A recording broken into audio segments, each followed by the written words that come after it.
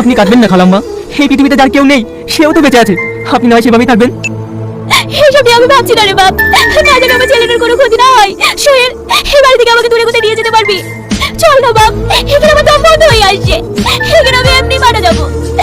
আমি তোমাকে তাই নিয়ে যাবো খালাম্মা, এই নরকে তোমাকে আমি আর থাকতে দেবো না। কে একটু আমাকে সাহায্য করো না, দয়া করে তোমরা একটু আমাকে সাহায্য করো, তোমরা দাঁড়াও, একটু আমাকে সাহায্য করো না। এই বাবা, ওটা একজন অ্যাক্সিডেন্ট করেছে, চল দেখি। চল চল, তাড়াতাড়ি চল। ইস, এটাকে তো ম্যানেজ করতে হবে, তাড়াতাড়ি চলুন আমার সাথে। চাচিমা, আপনার বাড়ি কোথায়? কোথায় গেছিলেন বলুন, আমি আপনাকে রেখে আসছি। আমার কোনো বাড়ি ঘর নেই রে মা, আমি এত হতভাগী। সে অনেক কথা, অনেক কষ্টে আমি খালাম্মাকে ওখান থেকে নিয়ে এসেছি, যদি না আনতাম তাহলে খালাম্মা হয়তো মারা যেত। আপনাদেরকে কোথাও যেতে হবে না, এটা একটা বৃদ্ধাশ্রম, আপনারা এখানেই থাকবেন। আর সোহেল, এই আশ্রমটা তুমি একটু দেখাশোনা করবে।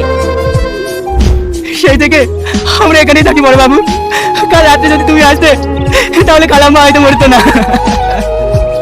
তুই চুপ কর সোহেল, চুপ কর, সব কিছু কাল লাগেনি, ওই কাল লেগে যদি না থাকতো তাহলে আমার মায়ের পড়তো না। না স্যার, আপনি দুঃখ করবেন না, মা তো সারা জীবন ধরে বেঁচে থাকে না। আচ্ছা সালমা, তুই তোমার ছোট বোনের মতো পারবি না তোর এই বাড়িটাকে আশ্রমে একটু জায়গা দিতে? হ্যাঁ ভাই, আপনি পারবেন আমার এই গরিবের আশ্রমে থাকতে। একটা ভাই বোনের মতো সম্পর্ককে আমি কোন চোখে দেখছিলাম, ছি, আজ আমার নিজের প্রতি ঘৃণা হচ্ছে।